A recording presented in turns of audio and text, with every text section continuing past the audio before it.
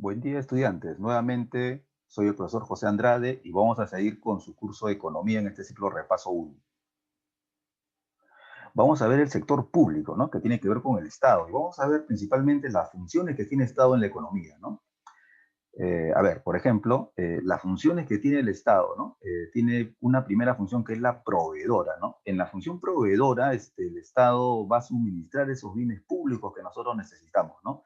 Esos bienes y servicios que tal vez el sector privado no lo quiere hacer porque no le conviene o no le da ganancias, ¿no? Entonces le toca al Estado proveernos, pues, de esos bienes públicos que la población, la sociedad necesita, ¿no? Por ejemplo, gracias al Estado tenemos hospitales, carreteras, escuelas, ¿no? Entonces, que sirven a la población. Luego tenemos otra función del Estado, es la reguladora, ¿no? Establecer el marco jurídico institucional, ¿no? O sea, ahí están las normas, leyes que vamos a cumplir, ¿no? Como sociedad, ¿no? Y en la, y en la reguladora es para regular la actividad económica, ¿no? O sea, el Estado interviene para regular la actividad económica que hay en el mercado, ¿no? Para evitar los abusos de poder que puede haber en el mercado por ciertas empresas, ¿no?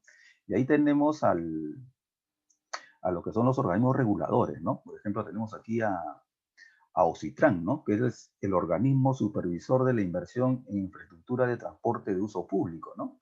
Acá se supervisa, por ejemplo, los contratos de concesión, ¿no? ¿Qué es un contrato de concesión? Es, por ejemplo, cuando el Estado peruano encarga a una empresa la construcción de una autopista, digamos, ¿no? Y como esa empresa privada ha construido esa autopista, el Estado le da en concesión, ¿no? Por 20 años, 30 años, por ejemplo, para que cobre peajes ahí y recupere su inversión, ¿no?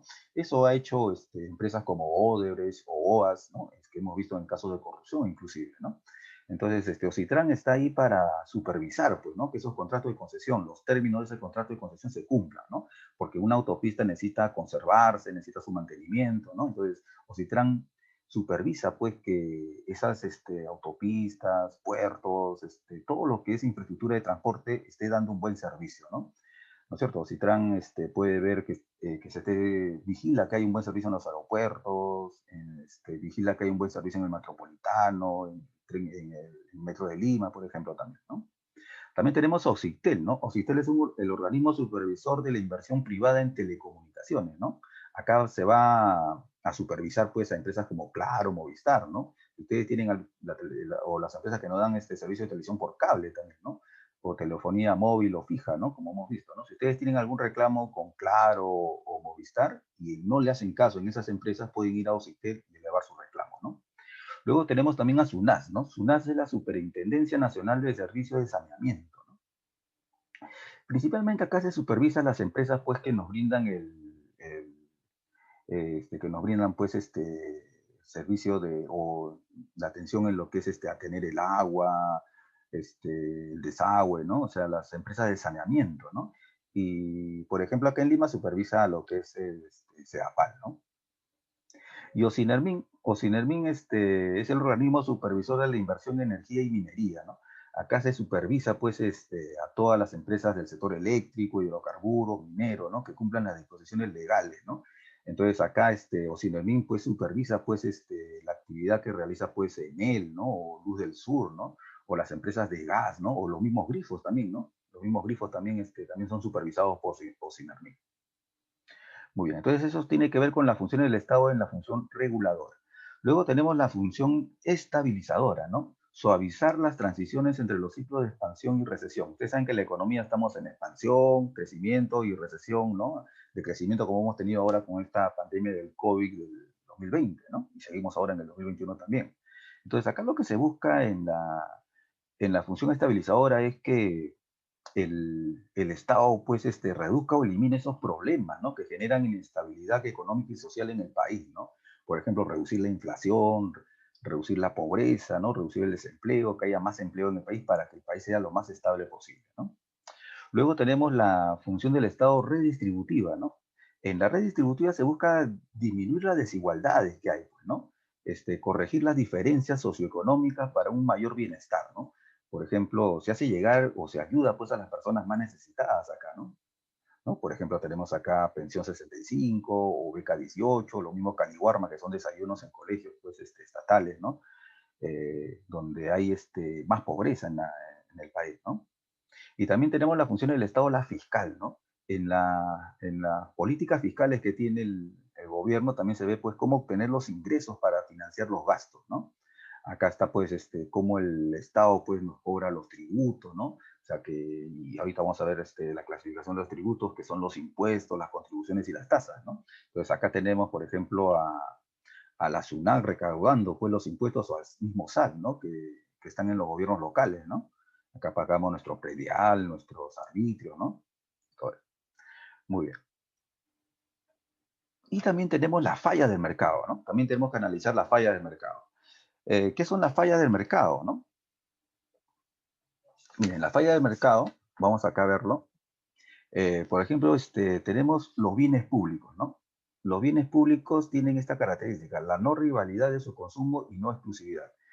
La no rivalidad significa pues que cuando yo uso un bien público no disminuyo el uso de otro, ¿no? Por ejemplo, cuando yo estoy disfrutando un parque, todos lo podemos disfrutar y no es exclusivo para uno mismo, ¿no? O cuando yo disfruto de la señal abierta de televisión, esa señal abierta gratuita, ¿no? Cuando yo estoy viendo televisión por señal abierta, no disminuyo lo que puede gozar mi vecino o otro también de esa señal, ¿no es cierto? Y también y no exclusividad significa que los bienes públicos no son solamente para mí, sino que son para todos, ¿no? Por ejemplo, acá podemos tener un parque, por ejemplo, como estábamos diciendo, ¿no? El mismo alumbrado público también es un bien público, ¿no? Lo malo de los bienes públicos, que está bien, esto lo disfrutamos la población, pero algunos que no pagan tributos, no pagan ningún impuesto, también lo disfrutan, ¿no? O sea, muchos ciudadanos que no pagan sus impuestos, sus tributos, disfrutan de los bienes públicos sin haber pagado nada, ¿no? Porque este parque, es gracias pues a los ingresos que tiene el Estado por tributos, impuestos, y puede hacerlo, puede construirlo, ¿no? Luego tenemos las externalidades, externalidad negativa, ¿no? Se producen cuando un tercer agente recibe algún perjuicio resultante de una actividad económica.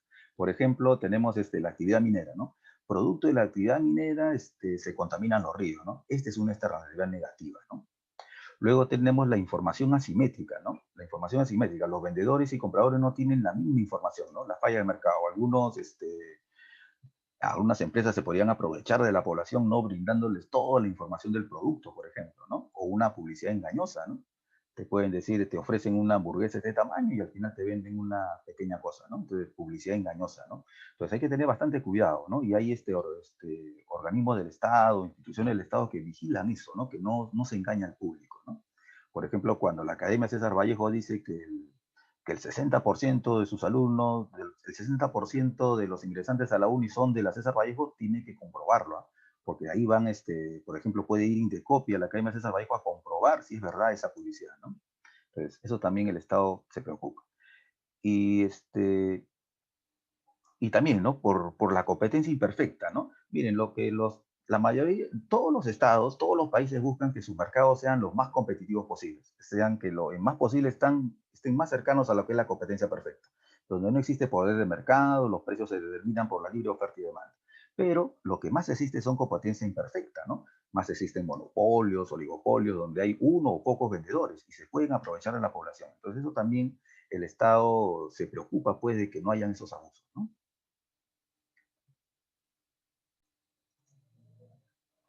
Bien, ahora veamos el presupuesto público, ¿no? Un presupuesto es una planificación de los ingresos y gastos que voy a tener en el futuro, ¿no? En el futuro, ¿de acuerdo? Y el Estado también hace su presupuesto, ¿no? Y lo hace un año antes de ejecutarlo, ¿no? Bien, por acá está, a ver.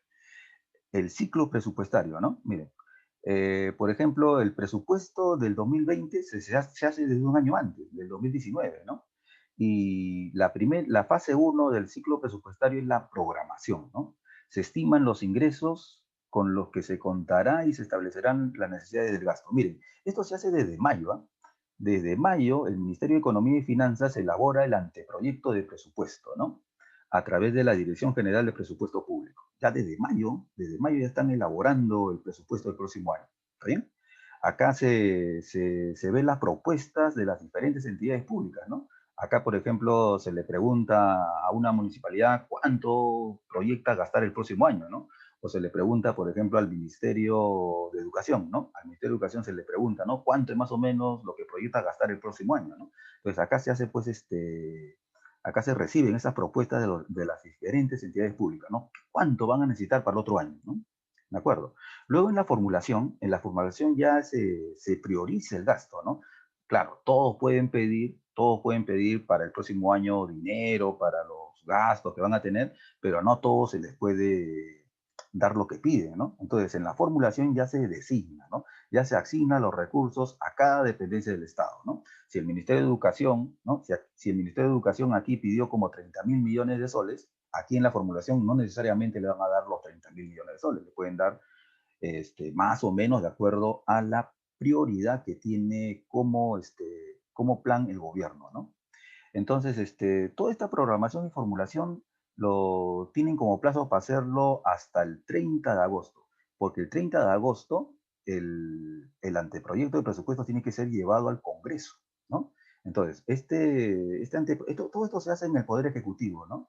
Ahí están los ministros, el presidente, ¿no es cierto? Entonces, los ministros aprueban ese anteproyecto de presupuesto y se lo dan al presidente para que el presidente lo lleve al Congreso, ¿no? Y la fecha para llevarlo, para que el Ejecutivo presente el anteproyecto de presupuesto al Congreso es hasta el 30 de agosto, ¿no?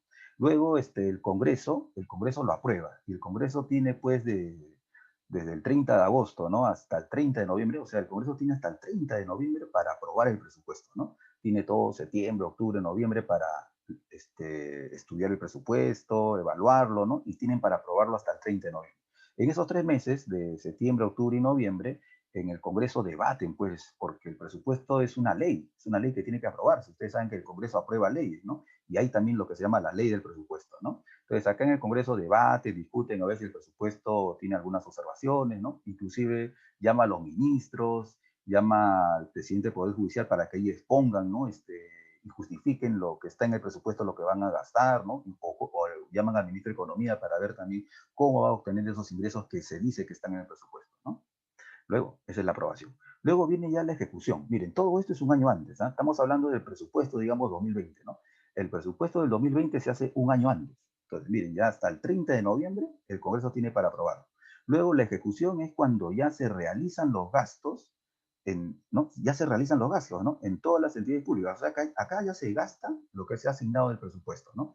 Acá ya también vamos a decir que acá también se ven los ingresos que están proyectados en el presupuesto, ¿no? Acá ya entonces la ejecución. Esto lo hace más que todo el Poder Ejecutivo, ¿no?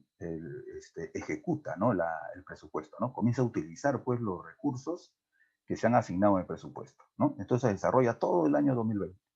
Luego, el siguiente año, ya el 2021, se hace la evaluación, a ver cómo ha ido el presupuesto, ¿no? A ver, ¿se logró recaudar todo lo que se planificó? ¿Se logró gastar todo lo que se planificó? Eso ya es la evaluación, ¿no? En la evaluación se ve también los déficits fiscales, los superávit fiscales, ¿no? Si los ingresos son mayores a los gastos, hay superávit fiscal, ¿no?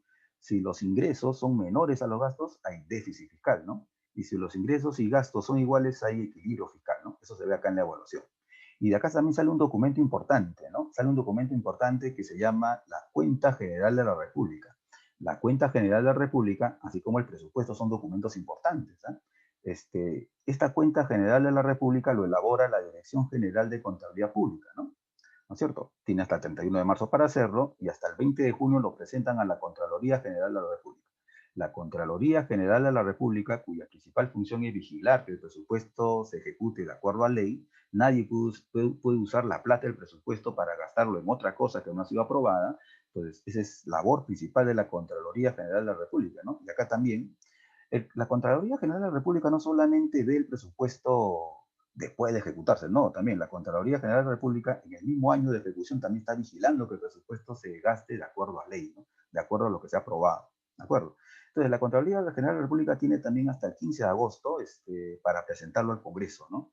Esta cuenta general de la República. Ya el Congreso de la República también, ¿no? Con esa evaluación del presupuesto, tiene para revisarlo del 15 de agosto hasta el 30 de octubre, ¿no? Y de ahí es remitido al presidente de la República para que se promulgue, ¿no? Para que se promulgue también esta cuenta general de la República. ¿Qué cosas se ve en el presupuesto? Miren, en todo presupuesto se ven ingresos y egresos, ¿no? Entonces, acá vamos a ver la estructura del presupuesto, ¿no? Por ejemplo, aquí están todos los ingresos que tiene el Estado, ¿no? Y acá están todos los gastos, ¿no? Todo lo que gasta, ¿no? Entonces, estos son todos los ingresos que tiene el Perú y estos son todo lo que gasta el Perú, ¿no? Acá se estructura así. Un presupuesto es eso, ¿no? O sea, detalla cuáles van a ser tus ingresos y detalla en qué vas a gastarlo, ¿no? Entonces acá tenemos pues los ingresos corrientes. Los ingresos corrientes son los que se dan todos los años y no pueden y no dejan de realizarse, ¿no? O sea, todos los años, por ejemplo, el Estado nos cobra tributo, ¿no? ¿No es cierto? Tenemos ingresos por tributos, ¿no? Ahí cobra los impuestos, las tasas, las contribuciones, ¿no? Luego también tenemos ingresos no tributarios, ¿no? Como las multas también se consideran como ingresos corrientes, la venta de bienes, ¿no es cierto? Si el Estado tiene empresas, vende bienes, vende servicios. Por ejemplo, ahorita el Perú solamente tiene Petroperú, ¿no? El petróleo que vende Petroperú sería esta venta de bienes, ¿no? O servicios, ¿no? Por ejemplo, el Estado tiene Sedapal, ¿no? Que nos da el servicio de agua, ¿no? Entonces, eso también son ingresos corrientes para el Estado, ¿no? También tenemos los ingresos de capital, ¿no? Ahí tenemos las privatizaciones, ¿no? Por ejemplo, en el gobierno de Fujimori, el Perú tenía la Compañía Peruana de Teléfonos. Eso era una empresa del Estado. Se la vendieron a los españoles, que ahora es Movistar, ¿no es cierto? Privatizaciones, venta del patrimonio, vende terrenos, vende edificios y también vende empresas, ¿no? Las concesiones que hemos hablado también, ¿no? Las concesiones, ¿no? También son ingresos de capital para el Estado, ¿no? Alquiler de patrimonio, también el Estado tiene edificios, tiene terrenos que los puede alquilar, ¿no? ¿De acuerdo? En las concesiones se logran, pues, construir autopistas, puertos, ¿no? Entonces también son ingresos de capital. Transferencias, ¿no? Las transferencias son las donaciones obtenidas por el Estado peruano, ¿no? A veces cuando tenemos nosotros una catástrofe natural o inundaciones, por ahí llegan donaciones al Perú, ¿no? Eso también se consideran acá como ingresos. Y el financiamiento es cuando ya pues necesitamos un préstamo, ¿no? A través de la solicitud de un préstamo o la emisión de bonos soberanos, ¿no? O sea, cuando al Perú le falta plata, se pide préstamo, ¿no? Al Fondo Monetario Internacional, al Banco Mundial, ¿no? O también a través de la emisión de bonos soberanos, ¿no? El Perú vende sus bonos, ¿no? Cada bono soberano del Perú cuesta 1.000 soles, ¿no? Entonces, si tú compras un bono al Perú, le estás dando 1.000 soles como préstamo, ¿no? El Perú te promete devolver esos 1.000 soles más intereses, ¿no? De aquí a 20, 30 años, ¿eh? Más o menos. Ahora han salido bonos soberanos de 100 años, ¿no? Inclusive, ¿no? Muy bien, esos son los ingresos. Y los gastos fiscales, ¿no? Los gastos fiscales son los gastos corrientes, son los gastos que todos los años se hacen y no se dejan de hacer, ¿no? De acuerdo, aquí están las remuneraciones, lo que se paga, por ejemplo, a los profesores de colegios nacionales, lo que se pagan a los doctores, enfermeras de hospitales nacionales, están las pensiones, ¿no? Lo que cobran los pensionistas en el Sistema Nacional de Pensiones, ¿no? La ONP, ¿no? Compra de bienes y servicios también, ¿no? Toda la compra de bienes y servicios que necesitan los ministerios, escuelas, ¿no? Compra de computadoras, papel, ¿no es cierto? Pago de servicios de agua, luz, ¿no? Las transferencias también, ¿no? Acá se ven las transferencias, ¿no? Lo que es pensión 65, beca 18, ¿no? Y la reserva de contingencia, ¿no? La reserva de contingencia está en el presupuesto como para gastos no planificados, ¿no? La reserva de contingencia sirve para afrontar gastos no planificados. Por ejemplo, de esta reserva de contingencia ha salido el dinero para poder ayudar el año pasado en el COVID, ¿no? El año pasado nadie se esperaba lo del COVID. Entonces, esta reserva de contingencia sirve para afrontar gastos inesperados, ¿no? También tenemos gastos de capital, ¿no?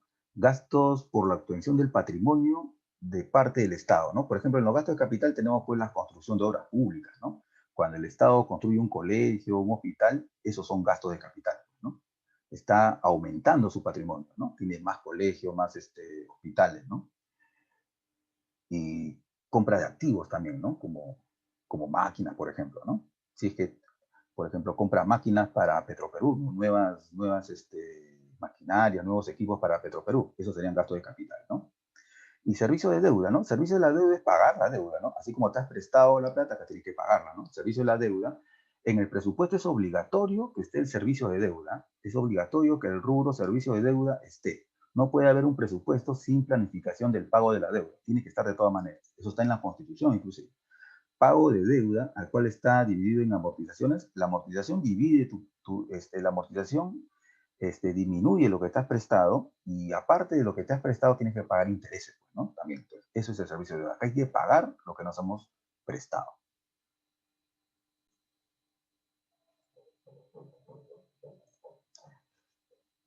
Bien, y vamos a ver ahora el sistema tributario, ¿no? Acá están los tributos que nos cobra pues el Estado, ¿no? para poder hacer esas obras públicas, ¿no? Como colegios, hospitales, ¿no? A ver, vamos a ver. Los tributos se clasifican en tres, ¿ya? ¿Cuántas clases de tributos hay? Hay tres. Son los impuestos, las contribuciones y las tasas. ¿De acuerdo? Los impuestos, cuando nosotros pagamos impuestos, no origina una contraprestación directa hacia el quien los paga. O sea, cuando yo pago mis impuestos, no es que el Estado va a hacer algo exclusivo para mí, ¿no? O las obras o lo que puede hacer el Estado no solamente es para uno, sino es para todos. No es una contraprestación directa, no hay una contraprestación directa. ¿Está bien? En los impuestos tenemos el impuesto del tipo directo. El directo afecta a tu patrimonio, afecta a lo que tienes, afecta a tus ingresos. ¿Ya? Los impuestos directos afectan a lo que ganas, por ejemplo, ¿no?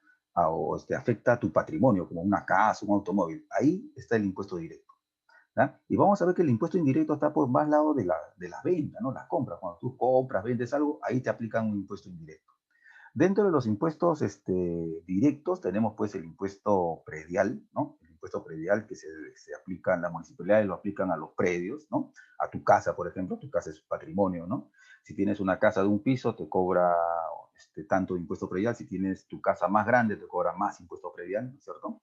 El impuesto vehicular también, ¿no? El impuesto vehicular, ¿tienes vehículos? También pagas un impuesto, ¿no? Tienes un vehículo, pagas un impuesto, ¿no? El impuesto vehicular pagas pues 1%, ¿no? El impuesto al patrimonio vehicular pagas ahí 1% del valor del vehículo una vez al año y durante 3 años, ¿no? ¿De acuerdo? Durante los 3 años de comenzar la adquisición de ese vehículo, ¿no? También tenemos impuesto a la renta, ¿no? El impuesto a la renta tiene 5 categorías, ¿no? La de primera categoría se aplica a los alquileres, ¿no? Si tú alquilas una casa, alquilas un terreno, alquilas un auto o alquilas alguna máquina, por ejemplo, tienes que pagar un impuesto a la renta de primera categoría. Luego tienes un impuesto a la renta de segunda categoría, que se aplica a los intereses que se obtienen del capital, ¿no? También tienes impuesto a la renta de tercera categoría que le aplican al comercio, a la industria, ¿no? Es el impuesto que le aplican a los empresarios, ¿no? Luego tenemos el impuesto a la renta de cuarta categoría que le aplican a los trabajadores independientes, ¿no? Que no tienen un jefe, no cumplen un horario, simplemente trabajan independientemente, ¿no? Trabajan, por ese trabajo le pagan y hacen un recibo por honorario, ¿no? Y tenemos el impuesto a la renta de quinta categoría, que son para trabajadores dependientes, ¿no? Ya son trabajadores formales, que tienen boleta de pagos, hacen contribuciones, ¿no? Se hacen contribuciones ahí al seguro social, ¿no? O contribuyen para tener una pensión en el futuro, ¿no? Esos son impuestos a la renta de quinta categoría. ¿Está bien? Muy bien. Para trabajadores dependientes. Y el impuesto indirecto, ¿ya? El impuesto indirecto tenemos, por ejemplo, el principal es el IGB, ¿no? El impuesto general a las ventas, ¿no? ¿De acuerdo? El IGB se aplica, pues, cuando tú adquieres algún bien mueble, por ejemplo, ¿no? Cuando tú te compras un televisor, te compras un celular, ahí estás pagando un IGB, ¿no? También para contratos de construcción se paga IGB, ¿ah? Para los contratos de construcción también se paga un IGB, ¿no? Para bienes inmuebles también se paga un IGB, ¿no? Cuando compras una casa, un departamento, ¿no? En la primera venta se paga IGB, ¿no? En la primera venta se paga IGB. También el IGB pagan los productos importados, ¿no? Vamos a ver que los productos importados pagan aranceles, pero aparte de eso también pagan IGB, ¿no? También pagan IGB, ¿de acuerdo? Hay algunas exoneraciones al IGB, ¿no? En las zonas altoandinas, por ejemplo, en zonas altoandinas no cobran IGB en algunas zonas. El IGB tampoco no se cobra en el transporte público, por ejemplo, ¿no? Y así, algunas exoneraciones. Luego tenemos el impuesto selectivo al consumo. Es otro impuesto aparte del IGB, ¿eh? El impuesto selectivo al consumo, ¿no?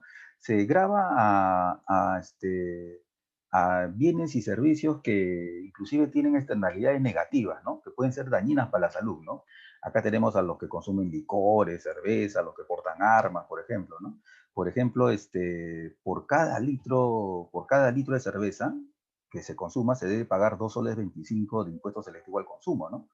Por cada pilsen o cristal que se toman en el Perú, tienen que pagar más o menos 1,41 sol, ¿no? De impuesto selectivo al consumo, aparte del IGB, ¿no? Aparte del IGB, ¿no? Por ejemplo, el impuesto selectivo al consumo también se le aplica a las loterías, ¿no? A las apuestas, loterías también le aplican impuesto selectivo al consumo, ¿no? Si tú te sacas la tinca, tienes que pagarle más o menos al Estado el 6% del premio de la tinca, ¿no? También impuesto a las transferencias financieras, ¿no? Entonces, cuando se transfiere dinero de una cuenta a otra, hay un impuesto a las transferencias financieras que se cobra también, ¿no? El impuesto de alcabala también, ¿no? El impuesto de alcabala lo cobran las municipalidades, ¿no? Y es cuando tú compras una casa, ¿no? Cuando compras algún inmueble, tienes que pagar a la municipalidad un impuesto de alcabala, ¿no? Y el impuesto al rodaje también, ¿no? El impuesto al rodaje está incluido ya en el precio de la gasolina. Miren, la gasolina paga IGB, paga impuesto selectivo al consumo y también paga impuesto al rodaje. ¿De acuerdo? Muy bien. Luego tenemos a las contribuciones, ¿no? Las contribuciones, cuando tú pagas una contribución, es para, ese pago, esa contribución va a generar beneficios futuros al contribuyente. Es decir, genera beneficios, pero para nosotros, cuando tú pagas una contribución, te va a beneficiar, pero en el futuro, ¿no?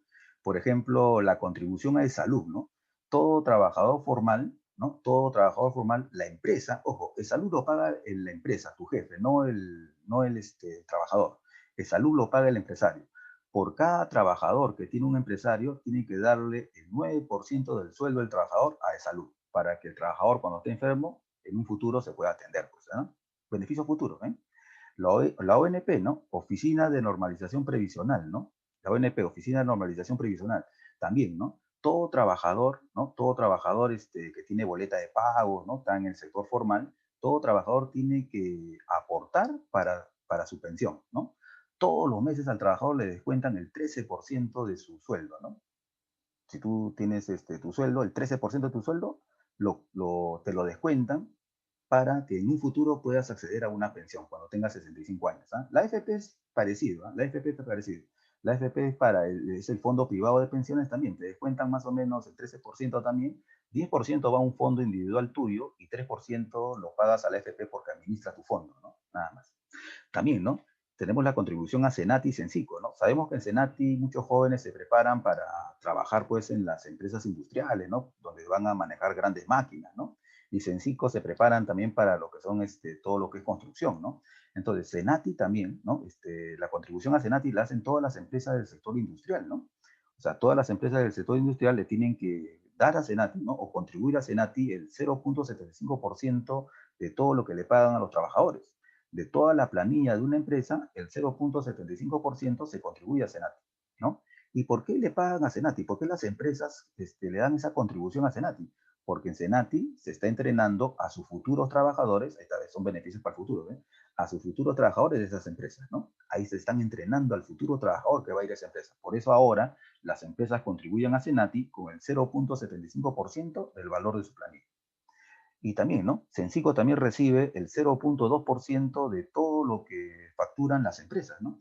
Las empresas que están en el rubro construcción, de todo lo que facturan, el 0,2% de esos facturados lo contribuyen a Sensico, ¿no? Y en Sensico también, pues, se están preparando jóvenes que van a trabajar en un futuro en la construcción, ¿no? Para sus futuros trabajadores. Muy bien. Y tenemos el otro tipo de tributo, es la tasa, ¿no? La tasa es el tributo por servicio prestado por el Estado. Cuando yo pago una tasa, el beneficio sí va a ser directo para el que lo pagó, ¿no es cierto? Ahí tenemos, por ejemplo, los arbitrios, ¿no? Cuando pagamos arbitrios a las municipalidades por la prestación o mantenimiento de un servicio público, ¿no? Por los arbitrios que pagamos tenemos alumbrado público, recojo de basura en mi zona, ¿no? También otro tipo de tasas son los derechos, ¿no? Por la prestación de un servicio administrativo público o el uso de bienes públicos, ¿no? Por ejemplo, en los derechos podemos acá estar pagando el derecho de examen de admisión, estar pagando por tener un pasaporte, estar pagando por un duplicado de DNI, ¿no? O pagar el peaje, ¿no? Pagar el peaje me da derecho a ir por una vía, por ejemplo, ¿no? Y tenemos acá también las licencias, ¿no? Las licencias graban la obtención de autorizaciones, ¿no? Son autorizaciones para la realización de actividades sujetas a control y fiscalización, ¿no? Por ejemplo, yo puedo pagar por una licencia para el funcionamiento de un negocio, ¿no? O una licencia de conducir, por ejemplo, ¿no? O licencia para portar armas también, ¿no? Bien. Y por último vemos también estos términos, ¿no? ¿Qué es la base tributaria, no? La base tributaria son todas las personas naturales o jurídicas que tributan, todos los que pagan tributos, ¿no? Personas naturales con DNI o personas jurídicas como las empresas, ¿no? Tanto personas como empresas tributan, ¿no? Entonces, esa es la base tributaria, ¿no? Si tú cuentas todas las personas que pagan tributos en el Perú y todas las empresas que también pagan tributos en el Perú, esa es la base tributaria, ¿está bien? La presión tributaria es el porcentaje ya, ¿no? Es el porcentaje que recauda el Estado con respecto al Producto Bruto Interno, ¿no? Tiene una formulita, ¿no? Ahí está, la presión tributaria la calculas así, ¿no? Tributos recaudados por el gobierno entre el PBI, ¿no? ¿No es cierto? Y por el 100%, ¿está bien? Para el Perú, más o menos, esta presión tributaria está alrededor del 15%, ¿no? Países del primer mundo tienen esta presión tributaria mayor, 35%, 40%, ahí se cobran más tributos, ¿no? Y el Estado también provee de más cosas a su población, ¿no? El Perú, el gran problema que tiene es que no todos pagan sus tributos, ¿no? También tenemos la evasión tributaria, ¿no? La evasión tributaria son operaciones ilícitas. Esto sí está, sí es ilegal, ¿no? Te evitan el pago del tributo, ¿no? Por ejemplo, no doy facturas, no hago mi declaración jurada de impuestos, ¿no? Evado, pues, para no pagar tributo, ¿no? Eso es ilegal. Y luego tienen la elusión tributaria, ¿no? La elusión tributaria no es ilegal, ¿no? Podemos decir que no es ético, tal vez, ¿no? La persona que cae en ilusión no es una persona ética, con valores, vamos a decir así, ¿no? Pero no es ilegal, ¿no? No es ilegal. Buscan vacíos legales para minorar el pago de los tributos del Estado, ¿no? Por ejemplo, una ilusión puede ser cuando una empresa registra utilidades en otro país donde se pagan menos impuestos. En vez de declarar sus utilidades acá en el Perú, lo declara en otro país donde va a pagar menos impuestos, ¿no? No está haciendo nada, ni un delito, pero está evitando, está eludiendo lo que podía haber pagado acá, ¿no? Esa es una ilusión, ¿no? O también acá también otro ejemplo de ilusión tributaria es cuando se compran inmuebles por transferencia de acciones, ¿no? O sea, si se compra un inmueble directamente hay que pagar el impuesto del IGB, hay que pagar el otro impuesto de alcabala que se paga a la municipalidad, pero si lo hacen con transferencia de acciones se pueden evitar todo eso, ¿no?